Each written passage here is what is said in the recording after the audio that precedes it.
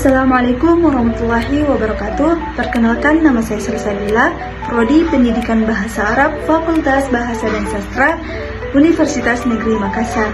NIM 240506502008. Di sini saya akan membahas tentang pertumbuhan dan perkembangan. Pernahkah kalian berpikir bagaimana dari bayi kecil bisa tumbuh menjadi remaja dan akhirnya menjadi orang dewasa? Nah, itu semua karena dua proses penting dalam hidup kita, pertumbuhan dan perkembangan. Hari ini kita akan membahas secara sederhana tapi mendalam. Perkembangan adalah meningkatkan kemampuan, keterampilan, dan cara berpikir kita. Perkembangan bersifat kuantitatif, tidak selalu bisa diukur dengan angka, tapi terlihat dari perilaku dan kemampuannya. Contohnya, anak kecil yang awalnya merangkak, kemudian bisa berjalan, berlari, sehingga bermain bola. Itu perkembangan motorik. Anak kecil yang mulai bisa mengucapkan kata, menyusunkan kalimat, lalu mampu berdebat, itu menjelaskan itu perkembangan bahasa dan kognitif. Ketika tubuh kita semakin tinggi, berat badan bertambah, otot menguat, itu pertumbuhan fisik. Adapun tahap pengembangan manusia, proses pengembangan berlangsung sepanjang hidup, dimulai dari masa bayi yang baru lahir sampai 2 tahun. Bertumbuhnya fisik sangat cepat, belajar mengangkat kepala, duduk, berdiri, berjalan, mengenai suara ibu, tersenyum, menangis, beraksi terhadap sentuhan masa kanak-kanak. 2-12 tahun pertumbuhan berlanjut, mulai sekolah, belajar membaca, menulis, berkomunikasi, belajar aturan sosial, berbagi, kerja sama masa remaja. Adapun 12-18 tahun, masa pubertas, perubahan tubuh, suara, hormon, mulai memahami identitas diri, mencari jati diri, berpikir abstrak, mulai berpikiran masa depan, masa dewasa, karir, kemandirian emosi, lebih stabil, fokus pada tanggung jawab dan pengelolaan hidup.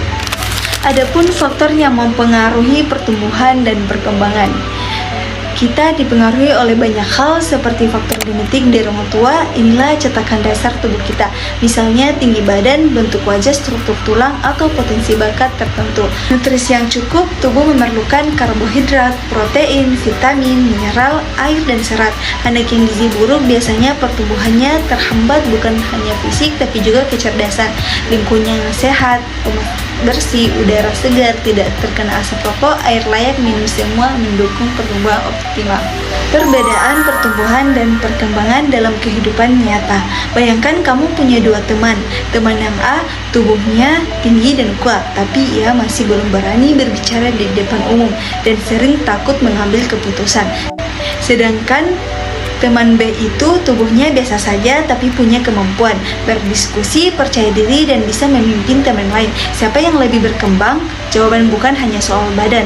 Pertumbuhan membentuk tubuh, perkembangan membentuk kepribadian. Selanjutnya, perkembangan tidak selalu sama. Setiap orang itu tumbuh dalam tempo yang berbeda. Ada yang tinggi lebih dulu, ada yang berkembang pikirnya duluan, ada yang cepat belajar matematika tapi lambat dalam seni, ada yang lambat berbicara saat kecil namun cerdas di usia remaja. Yang penting adalah prosesnya terus berjalan. Jangan bandingkan dirimu terlalu keras dengan orang lain karena perjalanan setiap orang itu unik. Jadi teman-teman, ingat ya, pertumbuhan dan perkembangan berjalan seumur hidup. Setiap tahap punya tantangan dan kesempatan untuk menjadi versi terbaik dari diri kita sendiri. Jadi jangan fokus pada satu sisi saja, tinggi badan, berat badan, atau penampilan.